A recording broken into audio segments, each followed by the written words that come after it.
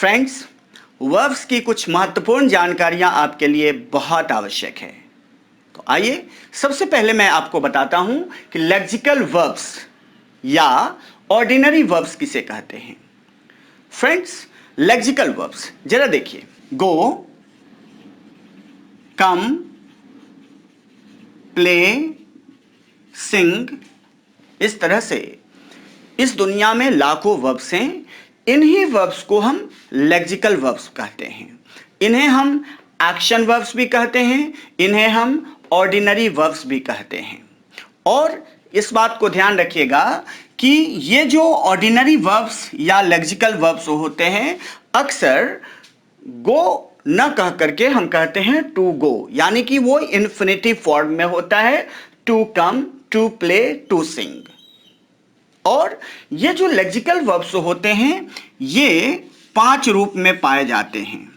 5 forms होते हैं इसके। Look at this forms. 5 forms होते हैं। सबसे फर्स्ट है V1, दूसरा है V2, तीसरा है V3 और चौथा है V4 और पांचवा है V5। ध्यान देने की बात है, यह V1, इसको हम बेस फॉर्म भी बोलते हैं। बेस फॉर्म, बेस का मतलब होता है आधार, यह बेसिक फॉर्म है, इसीलिए इसे हम बेस फॉर्म कहते हैं। V2 को हम बोलते हैं पास्ट टेंस फॉर्म, इसे हम पास्ट टेंस फॉर्म बोलते हैं। V3 को हम कहते हैं पास्ट पार्टिसिपल फॉर्म, ये पास्ट पार्टिसिपल फॉर्म है। और V4 को कहते हैं प्रेजेंट पार्टिसिपल फॉर्म, ये प्रेजेंट पार्टिसिपल फॉर्म है। तथा V5 को हम बोलते हैं SES फॉर्म या प्रेजेंट इंडेफिनिट टेंस फॉर्म या सिंपल प्रेजेंट टेंस फॉर्म। तो इस तरह से लेक्सिकल वर्ब्स के 5 रूप हो गए, V1, V2, V3, V4, V5। Take some more examples here. Go, देखिए यहां गो, इसका सेकेंड फॉर्म क्या है? वेंट। और थर्ड फॉर्म क्या है? गॉन। और हमेशा याद रखिएगा V1 में ING जोड़ने से V4 बनता है, यानी कि प्रेजेंट पार्टिसिपल फॉर्म बनता है, जैसे गोइंग। V1 में SES जोड़ने से V5 बनता है, जैसे गोज। इस तरह से फ्रेंड्स, आपने जान लिया कि लेक्सिकल वर्ब्स क्या होते हैं। अब जान लीजिए कि इंग्लिश वर्ब्स को हम बेसिकली 2 भागों में बांटते हैं, मेन वर्ब या प्रिंसिपल वर्ब, ऑक्सिलरी वर्ब या हेल्पिंग वर्ब। अब हमें जानने की आवश्यकता है कि यह मेन वर्ब क्या है या प्रिंसिपल वर्ब क्या है, ऑक्सिलरी वर्ब या हेल्पिंग वर्ब क्या है। यह जानना बहुत ही आसान है। मेन वर्ब, जब कोई वर्ब किसी वाक्य में मुख्य काम करे, मुख्य क्रिया का काम करे, उसे ही हम मेन वर्ब कहते हैं। लेकिन जब कोई वर्ब किसी वाक्य में मेन वर्ब की हेल्प करे, मदद करे, तो उसे हम ऑक्सिलरी वर्ब या हेल्पिंग वर्ब कहते हैं। Take some examples here. I am honest. Look at this sentence. यहां पर एम वर्ब है और इस वाक्य में एक ही वर्ब है, यह मेन वर्ब हुआ। लेकिन अगर मैं कहूं आई एम टीचिंग यू, इस वाक्य में 2 वर्ब हैं, एम भी वर्ब है तथा टीचिंग भी वर्ब है। टीचिंग यहां पर मेन वर्ब है और एम हेल्पिंग वर्ब है। Take another example. I have a pen.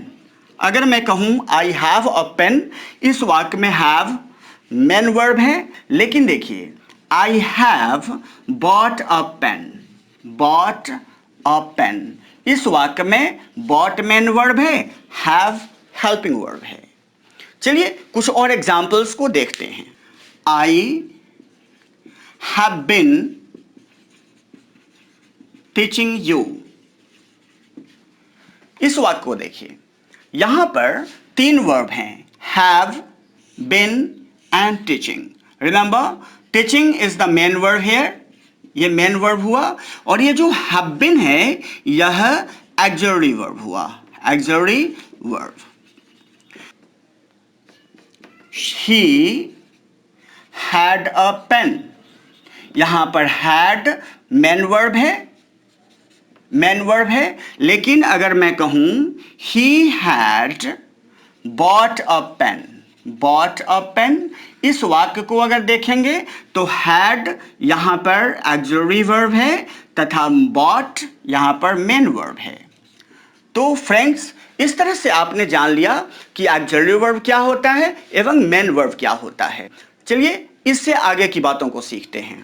Friends, चलिए अब देखते हैं कि मेन वर्ब दो प्रकार के होते हैं, ट्रांजिटिव होते हैं, इनट्रांजिटिव होते हैं। एवं ट्रांजिटिव वर्ब दो तरह के होते हैं, मोनोट्रांजिटिव, डाइट्रांजिटिव। फ्रेंड्स, अब हमें यह समझना है कि ट्रांजिटिव वर्ब क्या है। इसकी हिंदी होती है सकर्मक क्रिया, यानी कि जिस वर्ब के बाद कर्म लगा हो यानी कि ऑब्जेक्ट लगा हो उसे हम ट्रांजिटिव वर्ब कहते हैं। एवं जिस वर्ब के बाद ऑब्जेक्ट नहीं लगा हो उसे हम इनट्रांजिटिव वर्ब कहते हैं। तो अब हमें यह समझना पड़ेगा कि ऑब्जेक्ट होता क्या है। तो चलिए इन सारी बातों को हम एग्जाम्पल से समझते हैं। आई टीच, इसका अर्थ है मैं पढ़ाता हूं। क्या करता हूं? मैं पढ़ाता हूं। लेकिन किसको पढ़ाता हूं ये यहां नहीं है, यहां नहीं है, सिर्फ है मैं पढ़ाता हूं। लेकिन मैं पढ़ाता किसे हूं यह नहीं है। इसका मतलब हुआ कि यह जो टीच है यहां पर इनट्रांजिटिव वर्ब है। क्यों इनट्रांजिटिव वर्ब है? क्योंकि इस वर्ब के बाद कोई ऑब्जेक्ट नहीं है। हम ऑब्जेक्ट उसे कहते हैं जिस पर क्रिया का फल पड़े। तो जब मैं पढ़ाता हूं तो इसका फल किसे मिलता है, ये यहां नहीं है, और इसीलिए मैं कहता हूं कि यहां टीच इनट्रांजिटिव वर्ब है। Take another example, I teach English, मैं अंग्रेजी पढ़ाता हूं। क्या पढ़ाता हूं? अंग्रेजी पढ़ाता हूं। तो यहां जब मैं पढ़ाता हूं तो इस टीचिंग का फल यहां इंग्लिश पर पड़ रहा है, और यही कारण है कि यहां जो टीच है यह हम ट्रांजिटिव वर्ब के रूप में जानते हैं। इस टीच को यहां हम ट्रांजिटिव वर्ब कहेंगे। क्यों ट्रांजिटिव कहेंगे? क्योंकि इसके बाद यहां ऑब्जेक्ट है, इंग्लिश ऑब्जेक्ट है, इसलिए यह ट्रांजिटिव वर्ब हुआ। Take third example, I teach English to Ravi, मैं इंग्लिश पढ़ाता हूं। किसे पढ़ाता हूं? रवि को पढ़ाता हूं। यहां पर दो ऑब्जेक्ट्स हैं, टीच वर्ब है, इंग्लिश ऑब्जेक्ट है, रवि भी ऑब्जेक्ट है। इस तरह से कह सकते हैं कि टीच यहां पर ट्रांजिटिव वर्ब है, क्योंकि इसमें भी यहां पर दो ऑब्जेक्ट्स हैं, यह ट्रांजिटिव वर्ब हो गया। Take another example here, he runs slowly, वह धीरे धीरे दौड़ता है। लेकिन धीरे धीरे क्या दौड़ता है? ये जब दौड़ता है तो इसका प्रभाव क्या किसी पर पड़ता है? Of course not. इस तरह से आप कह सकते हैं कि रन्स यहां पर ट्रांजिटिव वर्ब नहीं है, बल्कि रन्स क्या है? यहां पर इनट्रांजिटिव वर्ब हैं। और अगला देखिए, he is a good student, इसका मतलब हुआ कि वह एक अच्छा स्टूडेंट है। सवाल उठता है कि इस वाक्य में इज यहां कोई एक्शन वर्ब नहीं है, लेक्सिकल वर्ब नहीं है। ऑलवेज रिमेंबर, लेक्सिकल वर्ब ही ट्रांजिटिव इनट्रांजिटिव होता है, ऑलवेज रिमेंबर। लेकिन ये जो वर्ब है यहां मेन वर्ब तो है, लेकिन रिमेंबर यहां पर जो अ गुड स्टूडेंट है ये ऑब्जेक्ट नहीं है, यह इस वाक्य को पूरा कर रहा है। इस तरह से हम कह सकते हैं कि यहां जो अ गुड स्टूडेंट है ये ऑब्जेक्ट नहीं है, बल्कि ये कॉम्प्लीमेंट है। तो ऑलवेज रिमेंबर, जिस वर्ब के बाद ऑब्जेक्ट नहीं कॉम्प्लीमेंट लगा हो, कीप इट इन माइंड। फिर से समझिए, जिस वर्ब के बाद ऑब्जेक्ट नहीं लगा हो वह तो इनट्रांजिटिव होगा ही, और जिस वर्ब के बाद ऑब्जेक्ट लगा हो वह ट्रांजिटिव वर्ब होगा। लेकिन जिस वर्ब के बाद ऑब्जेक्ट न होकर के कॉम्प्लीमेंट हो, जैसे यहां he is a good student यहां कॉम्प्लीमेंट है। इस वाक्य में जो यहां इज है यह इनट्रांजिटिव वर्ब कहलाएगा, यह ट्रांजिटिव वर्ब नहीं हुआ, क्योंकि अ गुड स्टूडेंट यहां ऑब्जेक्ट नहीं बल्कि कॉम्प्लीमेंट है। ठीक इसी तरह से यहां देखिए, ही सिंग्स अ सॉन्ग। अब देखिए, अब यहां समझिए, ही सिंग्स अ सॉन्ग, वह गीत गाता है। वह क्या गाता है? गीत गाता है। यहां जो गाना शब्द है, गाने की जो क्रिया हो रही है, इसका प्रभाव अ सॉन्ग पर पड़ रहा है, यानी कि अ सॉन्ग यहां पर ऑब्जेक्ट है। इस तरह से हम कह सकते हैं कि सिंग्स यहां क्या है? ये ट्रांजिटिव वर्ब है। ठीक इसी तरह से देखिए, Raju killed a snake, Raju ने स्नेक को मारा। किसको मारा? स्नेक को मारा। यहां जो किल्ड है यह ट्रांजिटिव वर्ब है, क्योंकि इसके बाद यहां अ स्नेक लगा हुआ है, यह ऑब्जेक्ट है। अ स्नेक यहां ऑब्जेक्ट है, इसीलिए कहते हैं कि किल्ड यहां पर ट्रांजिटिव वर्ब है। फ्रेंड्स, ट्रांजिटिव इंट्रांजिटिव वर्ब को समझने का एक बहुत ही आसान तरीका है, किसी भी वर्ब के साथ क्या एवं किसको लगाकर प्रश्न करें, जो उत्तर मिलेगा वह ऑब्जेक्ट होगा और जिस वर्ब के साथ यह प्रश्न करेंगे वह वर्ब ट्रांजिटिव वर्ब होगा। जैसे आई ईट अ मैंगो, मैं आम खाता हूं, मैं क्या खाता हूं, आम खाता हूं। तो यहां पर ईट ट्रांजिटिव वर्ब हुआ और ए मैंगो यहां पर ऑब्जेक्ट हो गया। यहां पर देखिए आई टीच में कोई ऑब्जेक्ट नहीं है, क्योंकि अगर आप कहते हैं कि मैं पढ़ाता हूं तो किसे पढ़ाता हूं ये नहीं है यहां पे, इसीलिए यह इंट्रांजिटिव वर्ब हुआ। लेकिन आई टीच इंग्लिश, मैं इंग्लिश पढ़ाता हूं, मैं क्या पढ़ाता हूं, तो इंग्लिश पढ़ाता हूं, इसीलिए यहां टीच क्या हो गया, ट्रांजिटिव वर्ब हो गया। तो फ्रेंड्स, इस तरह से आपने जान लिया कि ट्रांजिटिव वर्ब एवं इनट्रांजिटिव वर्ब क्या है। अब यहां पर समझने वाली बात है कि मोनोट्रांजिटिव क्या है, डाई ट्रांजिटिव क्या है। तो समझ लीजिए कि जिस वर्ब के साथ एक ऑब्जेक्ट लगा हो उसे हम मोनोट्रांजिटिव कहते हैं, एवं जिस वर्ब के साथ एक से अधिक ऑब्जेक्ट लगा हो उसे हम डाई ट्रांजिटिव कहते हैं। For example I teach English, यहां पर टीच के बाद एक ही ऑब्जेक्ट है इंग्लिश, यह टीच मोनोट्रांजिटिव वर्ब है। I teach English to Ravi, यहां पर दो ऑब्जेक्ट हैं, इंग्लिश भी है रवि भी है, तो इसलिए हम कहेंगे कि यहां जो टीच है यह डाई ट्रांजिटिव वर्ब है। ही रन्स, यह तो इनट्रांजिटिव वर्ब है। यहां देखिए ही सिंग्स अ सॉन्ग, यहां पर सिंग्स ओनली वन वर्ब है और वन ऑब्जेक्ट है यहां पर, इसीलिए हम कहेंगे सिंग्स यहां पर मोनोट्रांजिटिव वर्ब है। यहां पर राजू किल्ड अ स्नेक, यहां पर जो किल्ड है यह भी मोनोट्रांजिटिव है। फ्रेंड्स, आइए सीखते हैं कि रेगुलर वर्ब्स एवं इरेगुलर वर्ब्स क्या होते हैं। आप जानते हैं कि लेक्सिकल वर्ब्स के 5 फॉर्म होते हैं, जिसमें 3 फॉर्म बेसिक फॉर्म होते हैं, V1, V2 एंड V3।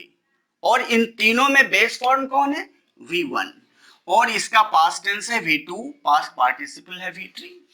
अब देखने वाली बात है कि ये जो V1, V2, V3 है ये बनते कैसे हैं। इसके बनने के आधार पर हम इन्हें दो भागों में बांटते हैं, रेगुलर वर्ब्स में एवं इरेगुलर वर्ब्स में। अब जरा इसके फॉर्मेशन पर ध्यान दीजिएगा। वॉक, वॉक का फॉर्मेशन कैसे हुआ है, पास्ट टेंस में ईडी लगा करके एंड पास्ट पार्टिसिपल में ईडी लगा करके। यहां देखिए लाफ, लाफ्ड, लाफ्ड, यहां भी ईडी लगाया गया, यहां भी ईडी लगाया गया। पेंट, पेंटेड, पेंटेड, यहां पर देखिए ईडी लगाया गया और यहां पर भी ईडी लगाया गया। तो ऑलवेज रिमेंबर, वैसे वर्ब्स जिसके पास्ट टेंस को बनाने में एवं पास्ट पार्टिसिपल को बनाने में ईडी का प्रयोग किया जाए उन्हें ही हम रेगुलर वर्ब्स कहते हैं। लेकिन जिन वर्ब्स के साथ इस रूल को फॉलो नहीं किया जाए उन्हें हम इरेगुलर वर्ब्स कहते हैं। और इरेगुलर वर्ब्स 3 प्रकार के होते हैं बेसिकली। जब तीनों फॉर्म सेम हो, जैसे cut, cut, cut, hit, hit, hit, put, put, put. जब वर्ब्स के तीनों फॉर्म सेम हो तो ये तीनों इरेगुलर वर्ब्स के एग्जाम्पल होते हैं। इरेगुलर वर्ब्स मतलब ये सभी इरेगुलर वर्ब्स हैं, ये इरेगुलर वर्ब्स हैं।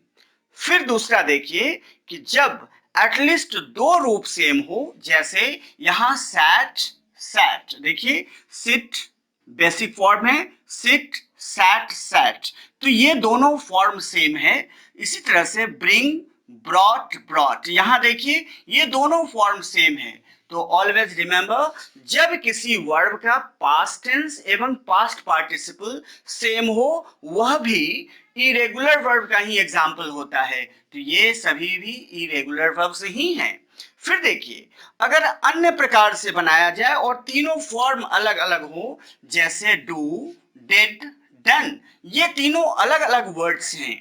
इसी तरह से गो, वेंट, गॉन, यहां भी तीनों अलग अलग हैं। तो कह सकते हैं कि ऐसे रूप भी, वर्ब्स के ऐसे रूप भी हम इरेगुलर वर्ब्स के अंतर्गत लेते हैं।